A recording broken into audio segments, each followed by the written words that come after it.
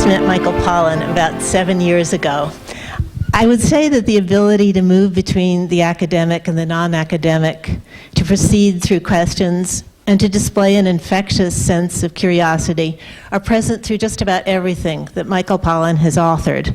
So is the ability to shift easily between the terms nature and environment, two sometimes extremely fixed categories, and to underscore the presence of weighty environmental problems in the various practices of everyday life, be this gardening, eating, or a chance encounter with a bee, a dog, and here in Berkeley, a raccoon.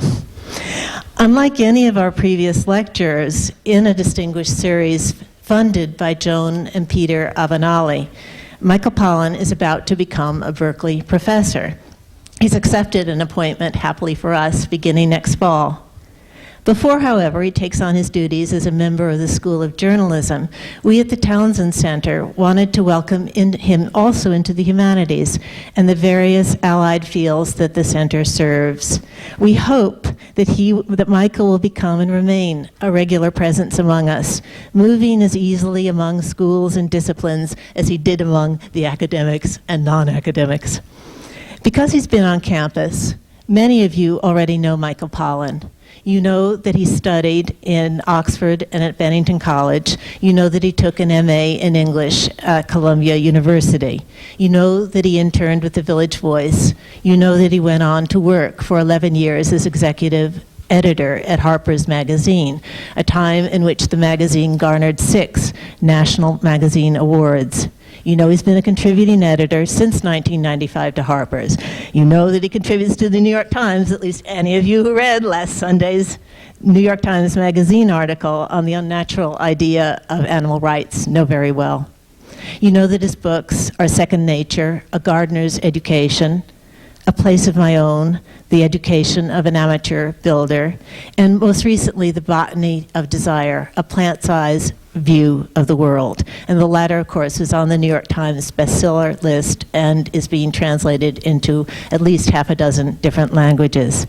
Now, in case you thought I had forgotten, the title of tonight's talk is Cannabis, Forgetting, and the Botany of Desire. Please welcome Michael Pollan.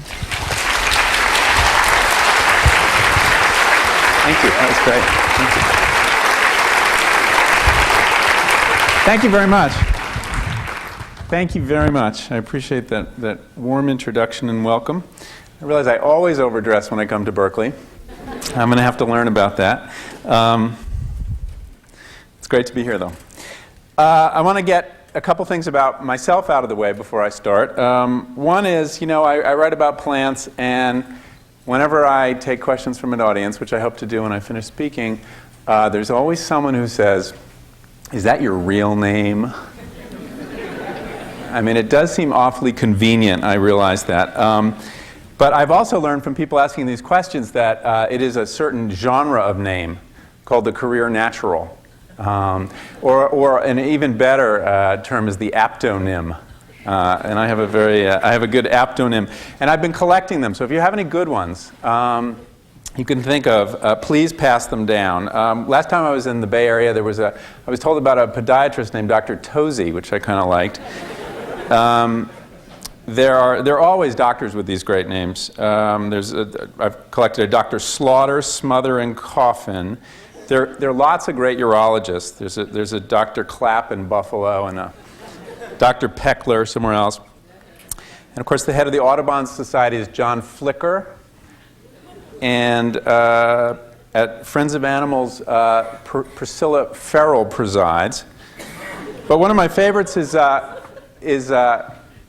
woman named Angela Overy, who wrote a wonderful gardening book called Sex in Your Garden. So we're going to talk a little bit about sex in your garden and drugs and rock and roll. And I want to start by briefly explaining what I mean by the Botany of Desire, about my approach to plants and their relationship to people. And then get on to marijuana. Those who've read the book, Botany of Desire, will recognize some of what I'm saying, at least at the start. But I then want to go a little bit deeper into what we've learned and what we're learning about cannabis and the cannabinoid network and memory since the book's come out. We're learning things actually almost every day about this. It's a very exciting area of brain science. Befitting this Avenali lecture and the setting, actually, I come at this scientific topic from very much a humanities point of view.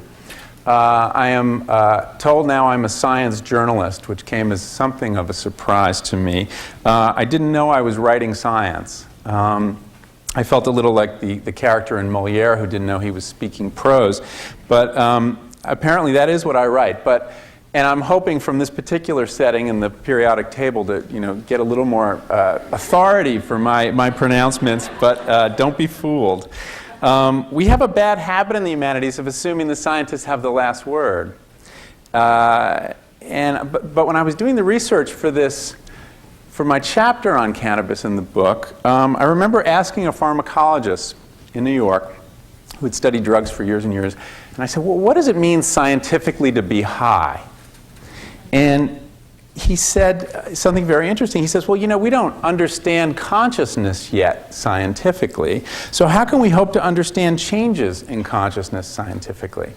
And he and others basically told me that, you're better off with the poets for now on this one. This is one area where the philosophers and the poets may yet have much to teach the scientists.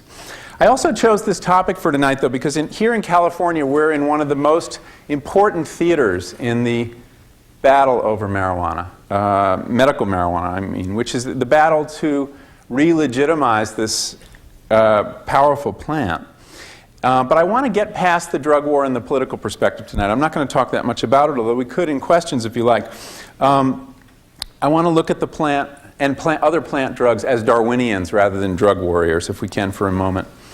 And the last reason I chose this topic, because I think I'm in a room with people who are very well equipped, better than me, I think, to follow up some of the paths I'm hoping to just point out to you into the understanding of consciousness and drugs.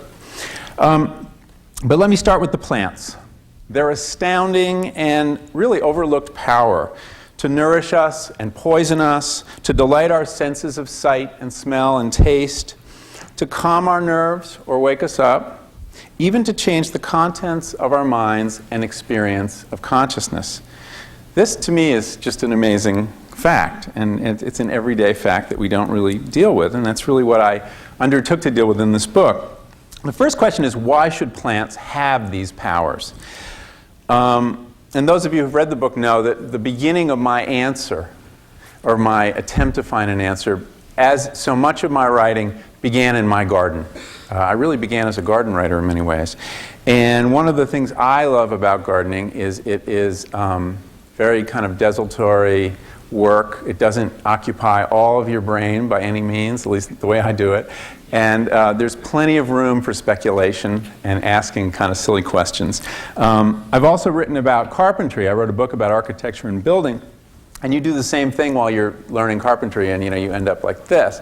But in the garden, this isn't likely to happen. So I asked myself one day, it was the first week of May, I was planting potatoes. You plant little chunks of potato. And right next to me was a flowering apple tree. And it was that week in May, the first week of May in Connecticut, where I live, in New England, where the apples are just in spectacular blossom and the bees are going crazy and this tree is just vibrating with the attention of these bumblebees. And I asked myself this sort of silly, but ultimately for me quite profound question, which is, what did I have in common with that bumblebee as workers in this garden? Now, I wasn't thinking about Marx, and many people on this campus have reminded me that Marx has a whole riff on bumblebees. This wasn't in my mind. So don't read that into what I'm saying. And I realized that actually the bumblebee and I had a lot in common. We both thought we were both going about getting what we wanted from nature, but at the same time we were unwittingly disseminating the genes of one species and not another. The bee, like me, to the extent he thinks about this, thinks he's calling the shots. Actually, it's she. In the case of bumblebees, apparently it's female bees that do the work. And that bee has chosen to go to that particular flower, breaks in, grabs the nectar, runs off, gets away with the goods. But we know that this sense of control the bee feels, assuming he feels it, she feels it, is simply a failure of bee imagination. That what's really happening is that that plant has cleverly manipulated that bee into paying it a visit. In the case of the bee, this is done. The plant does this by evolving precisely the right combination and kinds of molecules, the right color, the right shape, the right attitude toward the sun, to gratify the bee's desires. We know this from elementary ecology or botany. This is coevolution. Two species coming together to advance their own self-interest, who wind up trading favors, often without knowing it. So how were matters any different between me and the potatoes I was planting, or me and the marijuana plant I wasn't planting in my garden? The plants, too, in those cases, have evolved to gratify our desires. That potato has developed precisely the flavors, the shapes, the colors to earn a spot in our garden. In this case, I was seduced in the pages of a seed catalog, and I ordered these potatoes from a firm in Oregon, and the genes were flown across the country or shipped across the country, and that potato seized a little bit of habitat, a couple rows in my garden. Plants, too, evolved to gratify our desires. A certain select group of angiosperms, the domesticated plants, in exchange for which we help them to reproduce, we give it more habitat, and we carry its genes all around the world. This is what I mean by the botany of desire. Our desires, and the desire we're going to talk about tonight is specifically the desire for intoxication, for changes in consciousness, are a powerful force in evolution, in natural history, in evolution. Just the way the hummingbird's desire and love of red is. Now, offer first of two disclaimers. This process is not intentional. When I talk about these plants cleverly manipulating us, I'm obviously using figurative language. We don't have a very good vocabulary for talking about how other species act on us, about their agency. We see the world as we're the subject, we're the thinking subject, and then you've got the inert object. And so, I pull the weeds, I plant the potatoes, I harvest the crops. But this is just a limitation of our language. Even real evolutionary biologists talk about things like evolutionary strategy, and the word strategy has intent, forethought in it. But of course, we know that's not how it works. The first red apple was not the result of a bunch of green apples sitting around a table saying, "Let's try red today. We'll do a red apple. We'll see if we get noticed, and we'll see if we get pulled." It was a mutation. It was strictly an accident. So, even though I'm going to use this kind of language, I don't think plants are conscious. I'm not the Oliver Stone of the plant world. There's no conspiracy here. Now, why do plants need to go to all this trouble? The THC molecule, one of the active ingredients of marijuana, is a very novel, complicated molecule, and it takes some expense, metabolic expense, for the plant to produce it. These colors, these scents, all these are expensive propositions. Well, the main reason plants need to do all this to gratify our desires is they can't move. The single great existential fact of plant life is, they can't locomote. They can move with the wind and water, but they can't pick themselves up and go. So what they've worked on, what they have are chemicals instead of legs. Cannabis works on our minds in order to borrow our feet, basically. And plants have developed this incredible variety of molecules, and again, we're only going to concentrate on one or two today, either to attract or repel other species. They have to rely on chemistry for their defense and for their propagation, for their movement. So even though I won't, and they've gotten really, really good at this. They're so unlike us. We really fail to appreciate their genius. And although I won't speak in terms of plant consciousness, I will speak in terms of genius. And I think you can make a case that they are as advanced as we are. You look a little skeptical. But when you think about it, what does that mean to be an advanced creature, an advanced being? It all depends on what advances you value and who's drawing up the yardstick. We value consciousness and tool making and the ability to write books and give lectures. But by the yardstick of organic chemistry, they are so far beyond us. They've been evolving even longer than we have, just in another direction, working on other ways to confront the same challenges of life on Earth, especially the challenges of reproduction and defense. Now, you still look skeptical. Another measure we could look at, trying to be objective about this, is just has recently come out, and that is the size of the human genome. I don't know if you followed this, but I think the most interesting thing to come out of the much ballyhooed mapping of the genome was the number of genes we apparently have. The first estimate is, and this came as something of a surprise, only about 35,000. Now this is actually kind of scandalous if you consider that the roundworm, a creature that can't do all sorts of things, has something like 20,000 genes. How is it that we ended up with so many fewer genes than were predicted? They predicted over 100,000, I believe. Another species we've mapped at the same time is rice. You know how many genes rice has? First count, 50,000. 15,000 more genes than we have. Why should this be? Now, I don't know that it's a fair standard for being more advanced, but it is one snapshot on complexity. And the reason probably has to do with the fact that everything rice does depends on producing interesting molecules, proteins, and you need genes to do that. So perhaps that's why. So anyway, I have enormous respect for the sophistication of these plants. We shouldn't sell them short. While we were nailing down consciousness and locomotion, they were perfecting organic chemistry, and they've gotten the arts of molecular seduction and defense. They are nature's alchemists, indeed. There are lots of examples. I'll just give you one. Well, photosynthesis is, of course, one of the great examples. I mean, this is an astonishing trick to be able to take sunlight and water and very common elements and create sugars, food energy. We can do nothing like this. But the other example I've come across recently is the lima bean, and I kind of like this one as a gardener. You know what a lima bean does when it's attacked by spider mites? It releases a volatile chemical from its leaves that goes off in the air and summons another insect that dines exclusively on spider mites. So it sends out this chemical SOS, and these insects come to its rescue and eat all the spider mites, and everybody's happy. Our idea of a pesticide, by comparison, is just so crude. It's not funny.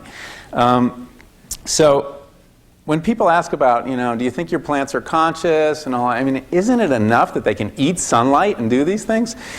So anyway, I'm a believer in plant genius. Now let's get to the case of drug plants. One of the most important relationships we have with plants involves changing consciousness.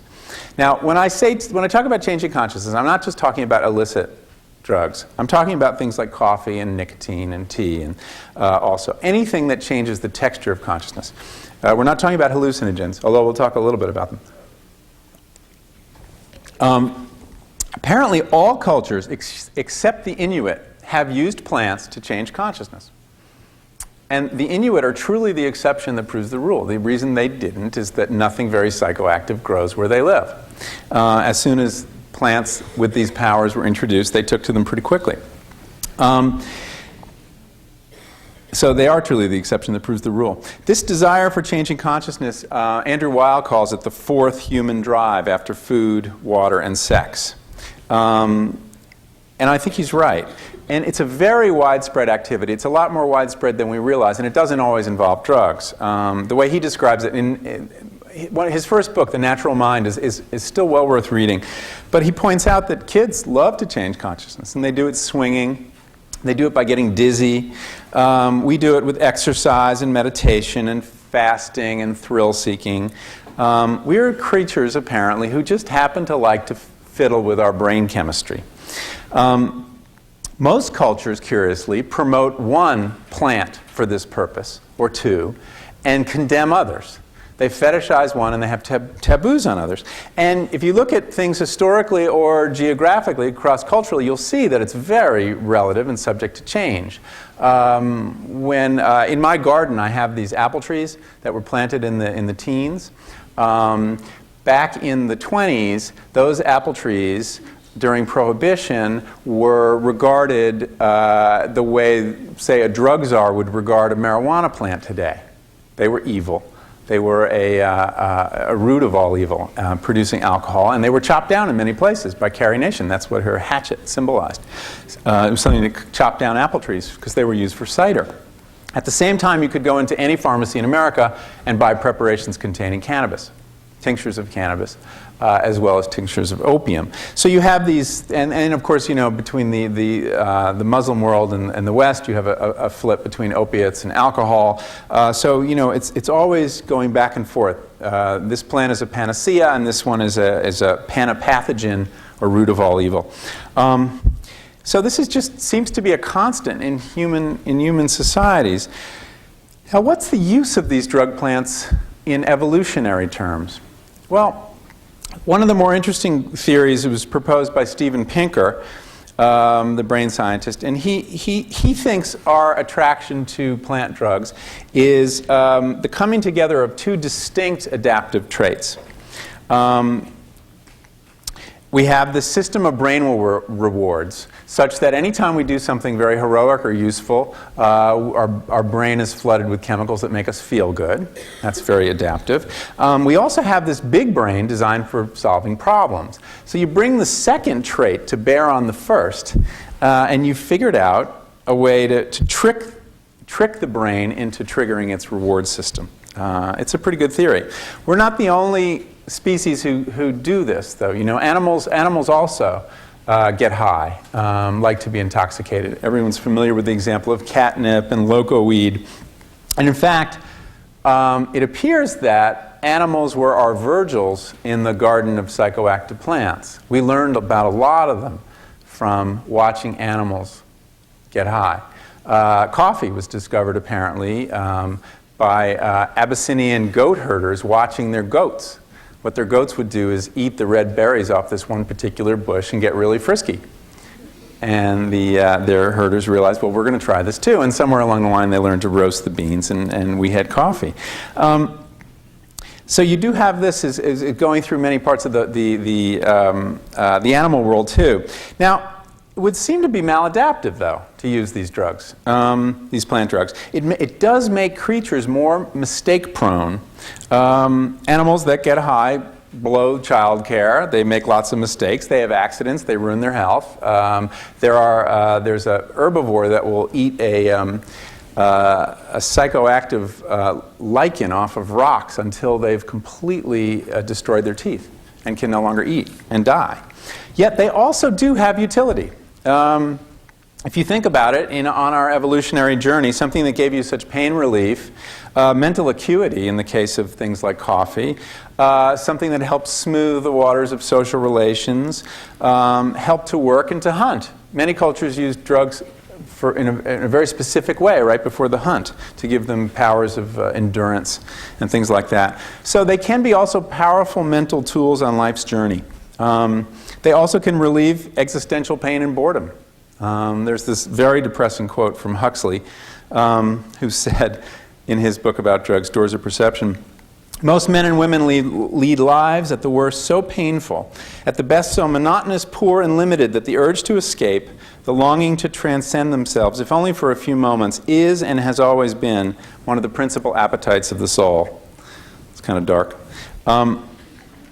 So I think, like a lot of things in life, the answer to the question, are plant drugs, are psychoactive drugs good or evil, is both. They're a blessing and a scourge.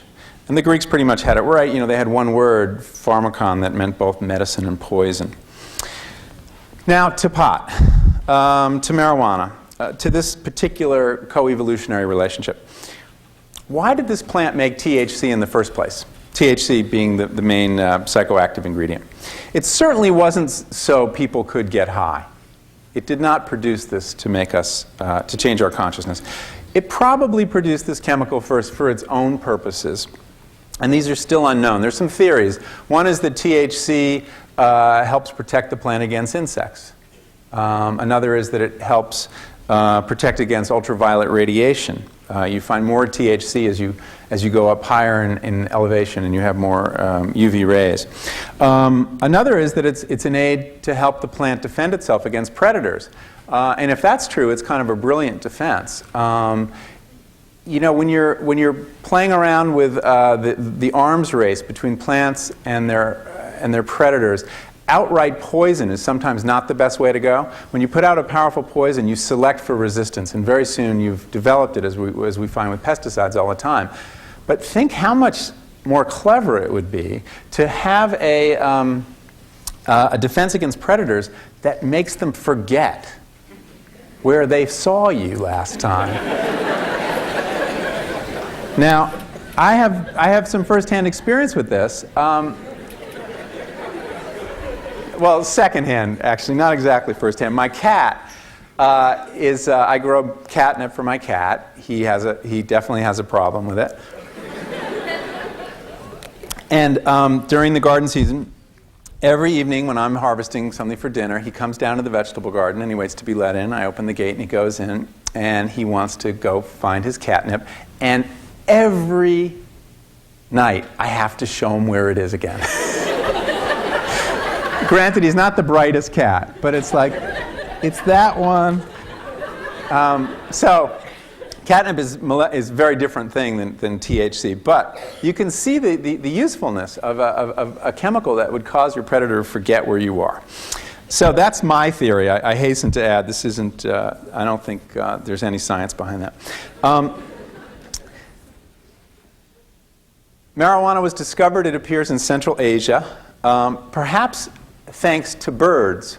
Pigeons love the seeds of marijuana and get a little tipsy on them.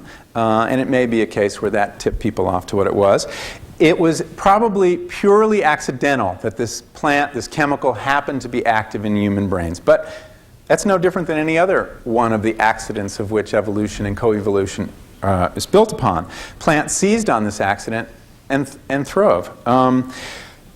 Marijuana became one of the earliest plants to be domesticated, first as a fiber, though, by the Chinese, hemp.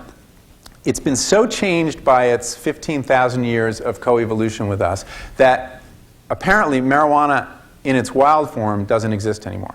We don't really know what the plant in the wild was like, how psychoactive it was, how good a fiber it was. And the plant comes down on, there are sort of two lines of evolutionary or coevolutionary descent, which is very interesting. You start with the same plant, but you come down and you're developing one plant for the fiber, because marijuana has the longest, strongest fiber. We're not going to talk about hemp very much, and that's how the Chinese started with it. It was, in fact, the most important fiber for both paper and cloth up until the invention of the cotton gin, only in the 19th century. And on that path of descent, it moved west from China to northern Europe and on to America. The other path of descent was as a medicine, and people selected for stronger and stronger medicine. It was used for pain relief, help with childbirth, as an anti-inflammatory, anti-spasmodic, anti-anxiety, and a treatment for insomnia. And on the second path, it moves from Central Asia down into India to Africa. And from Africa, it appears to come to the New World, to South America first, with the slave trade. And then it comes up from Egypt to Europe with Napoleon's army returning to France. So it came kind of late to Europe. Along the way, we changed the plant, selecting for either a better fiber or a stronger drug, and the plant changed us. Individually, by giving us this tool, helping us with pain and that sort of thing, but also collectively, because that's something else that plant drugs do. Besides being mental tools, plant drugs work on us at this higher level, at a cultural level.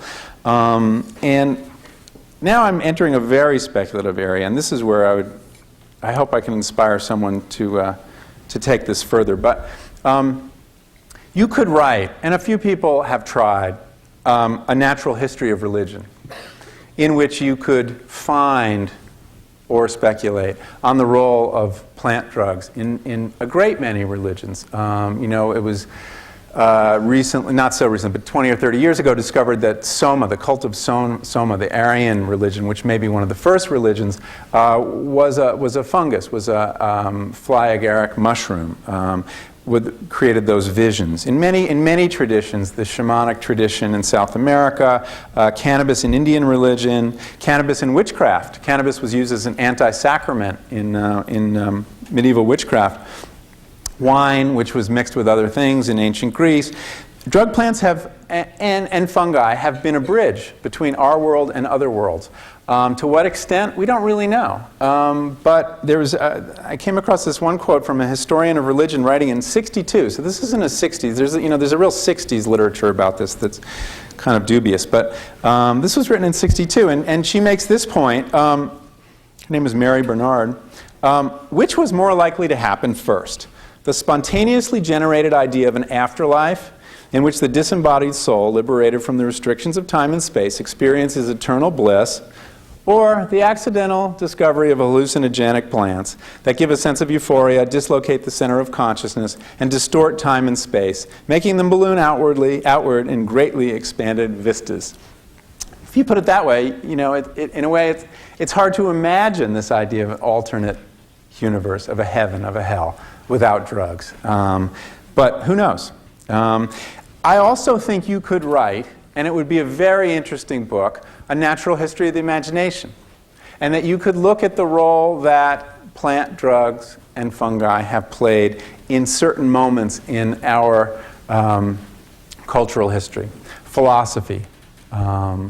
We know that many of the great thinkers of ancient Greece participated in an annual religious rite at which a hallucinogenic potion was consumed. The Mysteries of Eleusis, I'm not sure I'm pronouncing this right, it was a harvest festival to Demeter.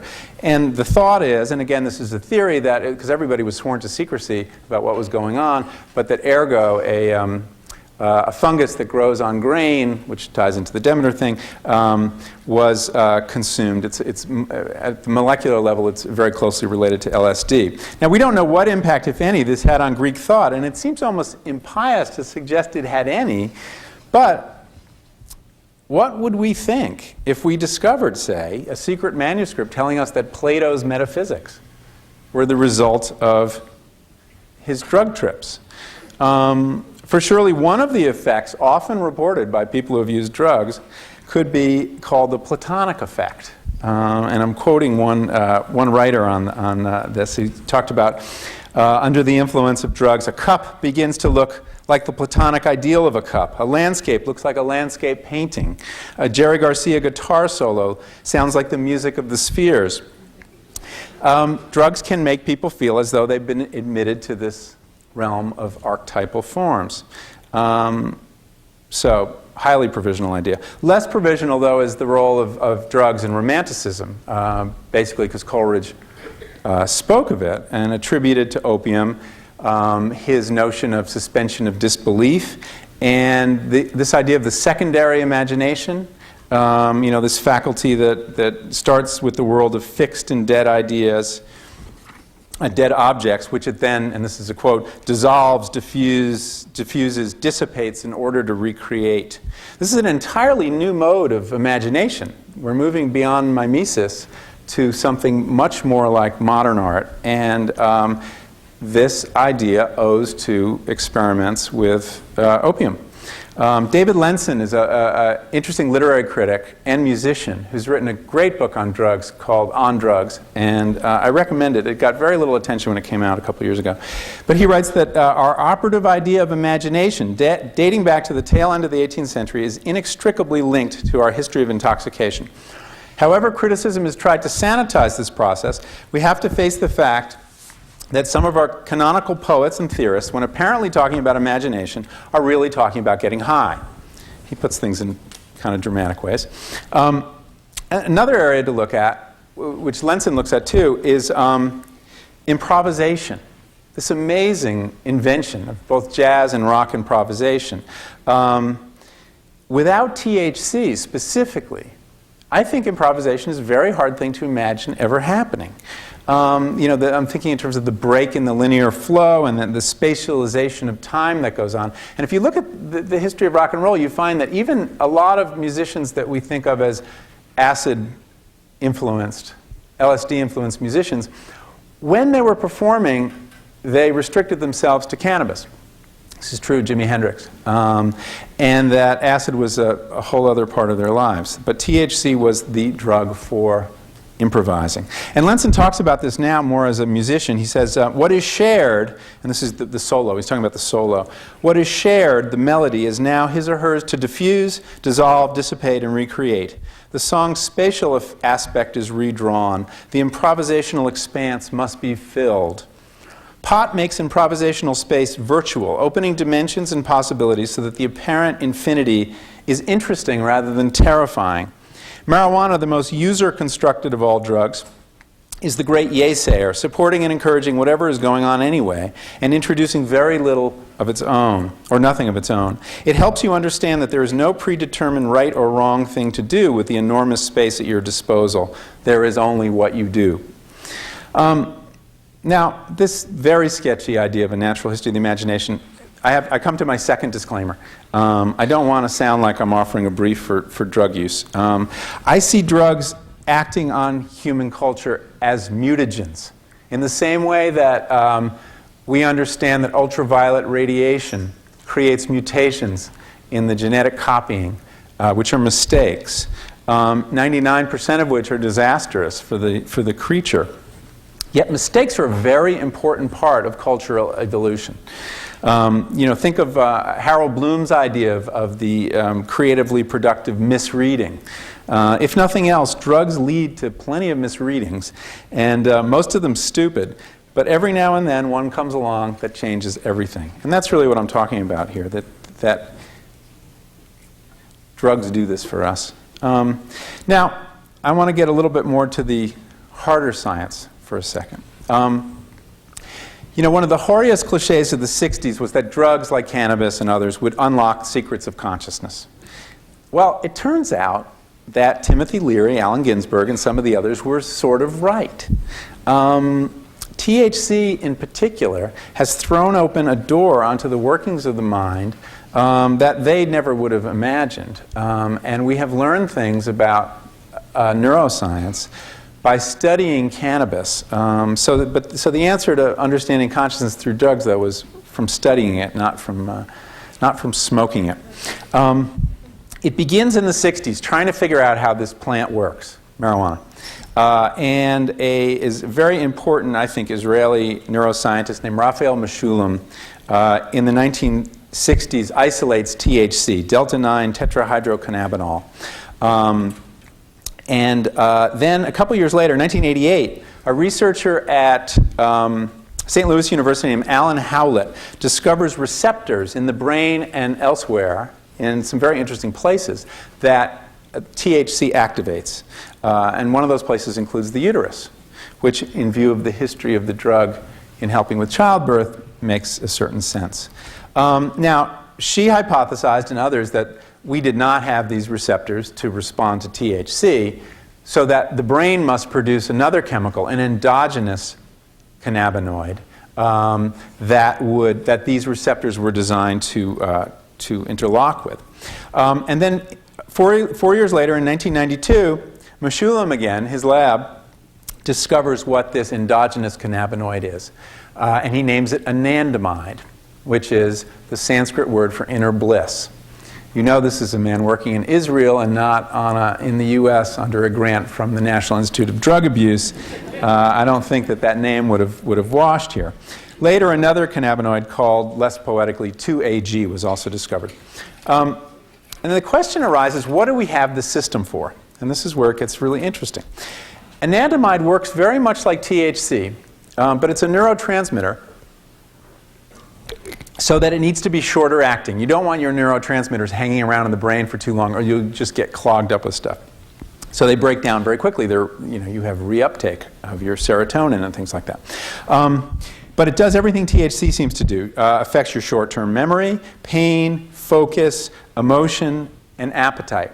One way you can prolong the effect of anandamide once it's been released in your brain, interestingly enough, is with chocolate. You know, people often talk about the effects of chocolate on mood. What it may do, not so much that it's a drug itself, but it seems to prolong the effect of other drugs in the brain, anandamide specifically. And that may be why it makes you feel good. I want to focus on memory, but this exploration of anandamide and 2-AG has opened up some other interesting things. And one, of course, is appetite. The neuroscience of the munchies has basically been discovered. And this just happened.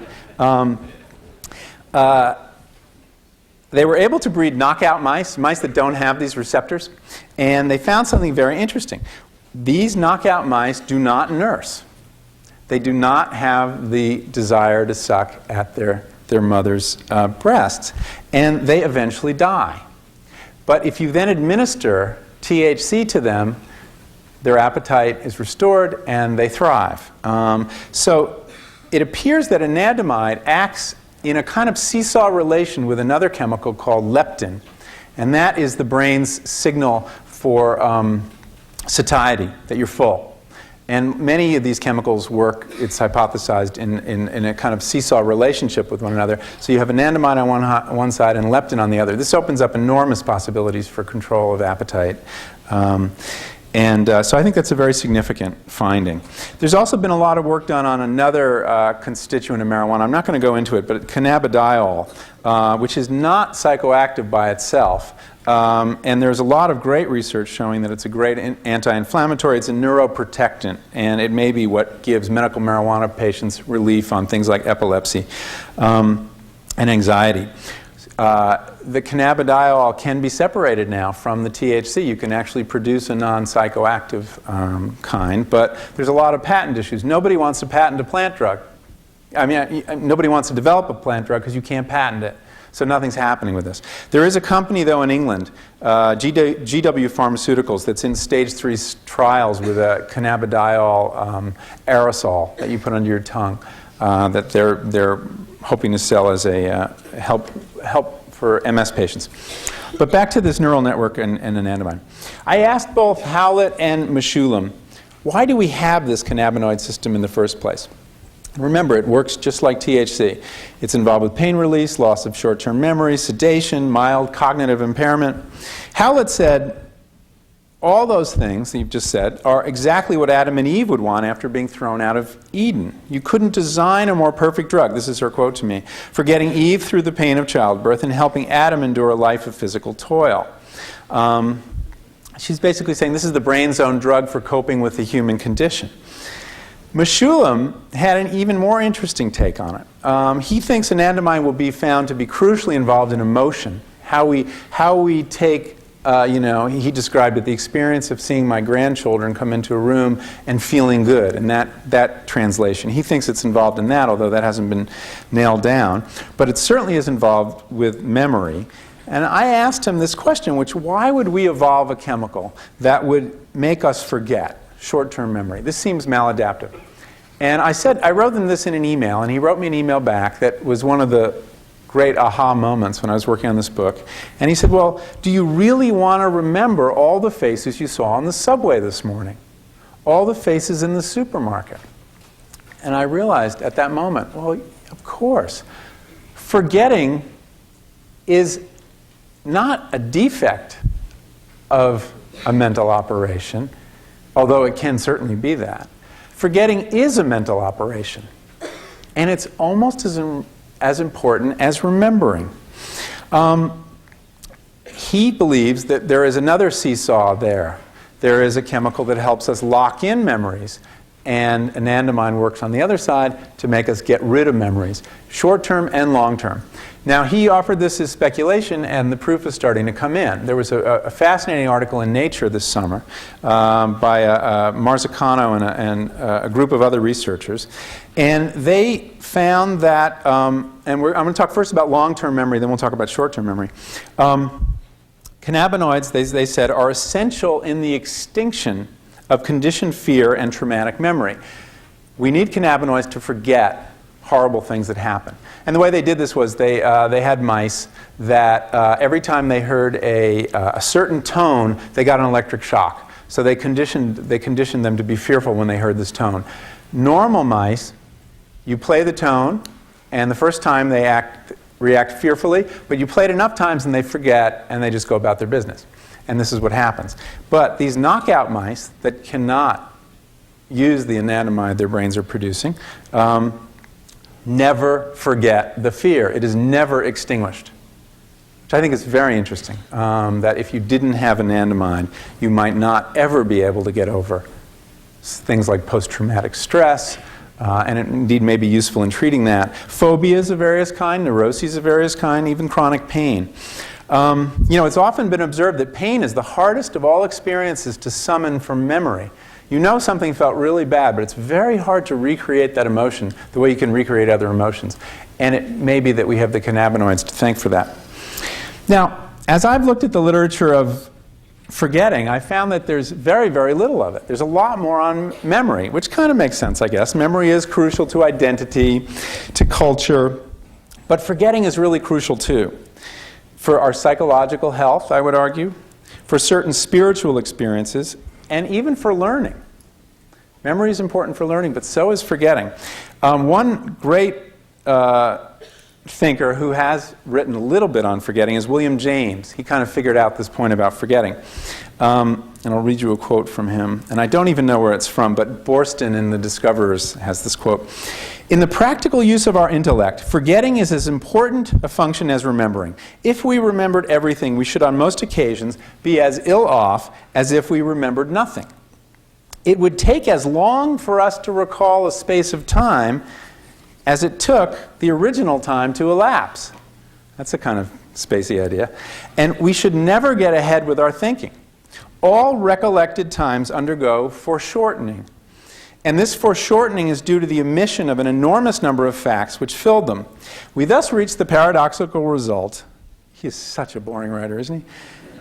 "that one condition of remembering is that we should forget.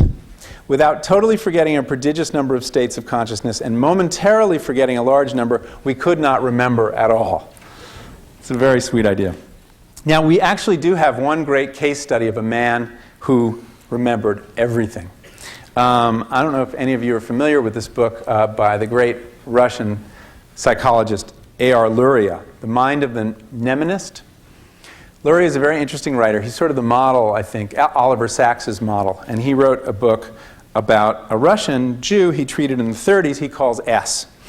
Any sequence of words or numbers or abstract symbols you presented to this man, he could remember and recall. The limit of his memory was never reached in any test he took. He could bring it all back indefinitely.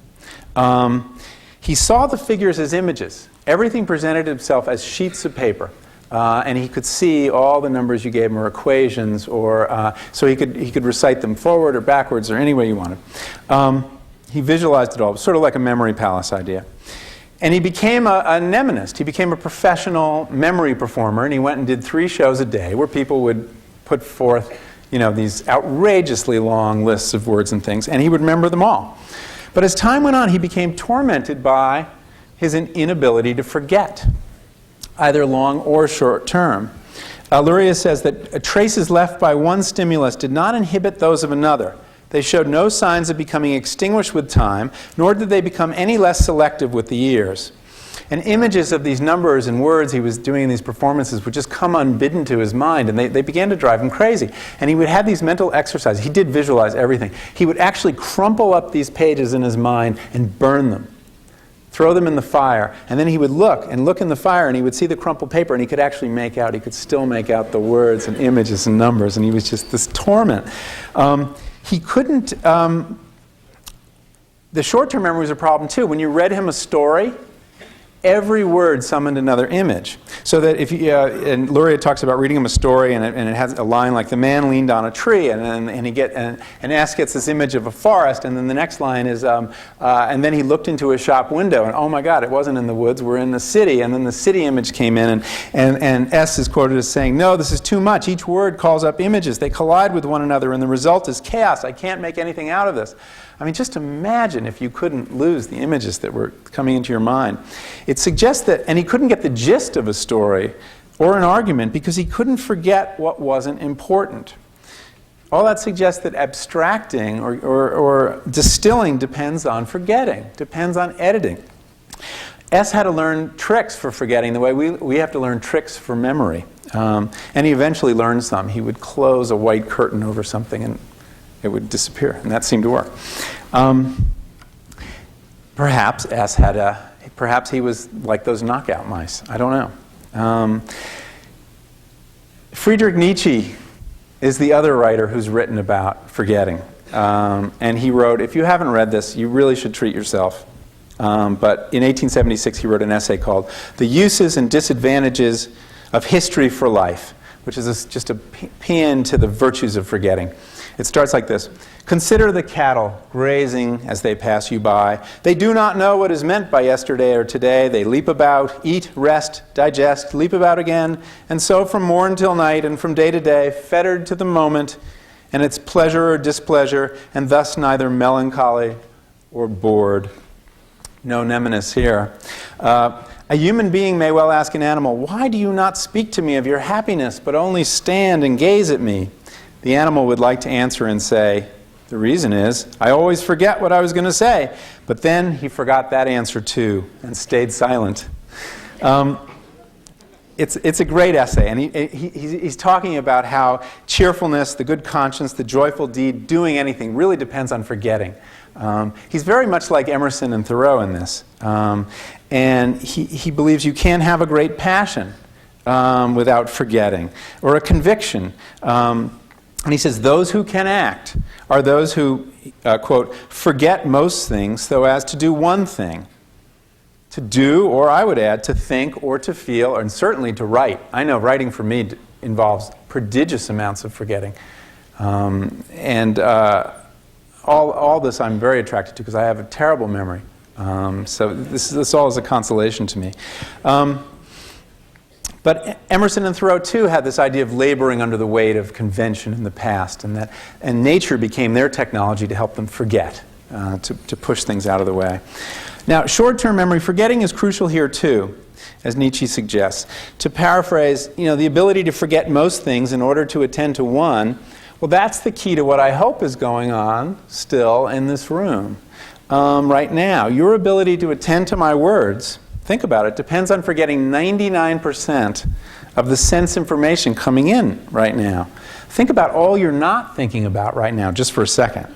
The discomfort of your chair for sitting this long, the whir of the ventilation system, the lights, the architectural detailings, the screen, your dinner plans, your homework, the taste in your mouth, the smells, how all this talk of intoxication maybe makes you want to have a drink or maybe something stronger. I mean, forgetting is not just about the past. It's an important thing to remember. To be here now depends on forgetting a great deal of sensory information in the near present, and even forgetting the future too. Worries, anticipations, intentions, all these things can be forgotten also.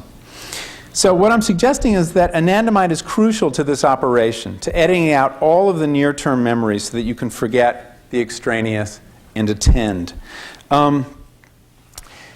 Andrew Weil, as I mentioned earlier, talks about a lot of this in Natural Mind. He says disturbance of immediate memory seems to be a common feature of all altered states of consciousness in which attention is focused on the present. So I think this goes beyond the altered states of consciousness. We're talking about cannabis, but sport gives it to us also.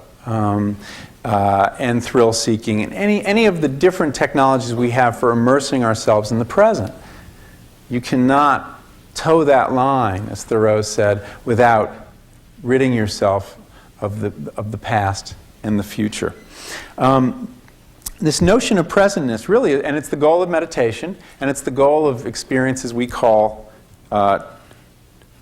transcendence. The seeker, the spiritual seeker, you think about it, works to put aside past and future, the better to toe the line of the present moment. And there are many examples in both Eastern and Western thought where this experience of the present becomes our doorway onto eternity. In the West, Boethius said the spiritual goal is to hold and possess the whole fullness of life in one moment, here and now, past and present and to come. And there's the Zen master who said, awakening to this present instant, we realize the infinite is the finite of each instant. What I'm suggesting is we can't get from here to there without first forgetting. And we will find that it is the cannabinoids that mediate this process. But isn't there something a little artificial about this? How does this make us feel? Is a chemically conditioned spiritual experience any less real? Does it make a difference if the chemical involved is endogenous or artificial? And why? Huxley wrote about this a little bit. He said that all our experiences are chemically conditioned, of course. And if we imagine that some of them are purely spiritual, purely intellectual, or purely aesthetic, it is merely because we have never troubled to investigate the internal chemical environment at the moment of their occurrence. So humans have found many ways to fiddle with their brain chemistry. And that's exactly what's going on. Meditation, fasting, risk. Even the placebo effect, remember, we're not just fooling ourselves into thinking we're happier when we take a placebo antidepressant. We're actually producing more serotonin. So why does using a plant like cannabis still strike us, for spiritual purposes, strike us as false and cheap? Is it the work ethic? No pain, no gain? I think the problem is really the provenance of those chemicals in this case, that they come from outside us. And even worse, that they come from nature, from plants. We have a name for someone who believes spiritual knowledge might come from such a quarter, and that is a pagan. And we have a story about that, and it's called Genesis.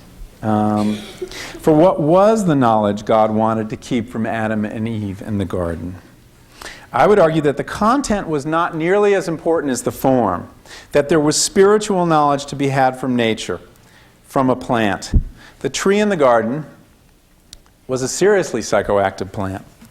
And the new monotheistic faith had sought to break the human bond with magic nature, to disenchant the world of plants and animals by directing our gaze to a single God in the sky. But this new God can't just pretend the tree of knowledge didn't exist, not when generations of plant-worshipping and consuming pagans knew better. So the tree of knowledge is allowed to grow in the Garden of Eden, but ringed around now with a powerful taboo. Taste it and you will be punished. And interestingly, the punishment involves remembering, involves falling into history and shame. And this, I suggest, is the drug war's first battle. But I want to end on a much more positive and, well, intoxicating note. This is from a passage from the book. Plants with the power to revise our thoughts and perceptions, to provoke metaphor and wonder, challenge our ingrained Judeo-Christian belief that our conscious waking selves somehow stand apart from nature, have achieved a kind of transcendence, or that kind of transcendence. Just what happens to this flattering self-portrait if we discover that transcendence itself owes to molecules that flow through our brains and at the same time through the plants in the garden? If some of the brightest fruit of human culture are in fact rooted deeply in the earth with the plants and fungi, is nature then, as Sartre claimed, mute? Or might it mean that spirit is in fact part of nature? Well, there may be no older idea in the world.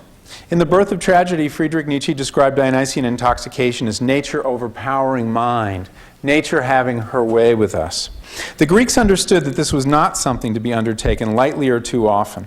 Intoxication for them was a carefully circumscribed ritual, never a way to live, because they understood that Dionysus can make angels of us or animals. It all depends. Even so, letting nature have her way with us now and again still seems like a useful thing to do, if only as a check on our hubris, if only to bring our abstracted upward gaze back down to earth for a time.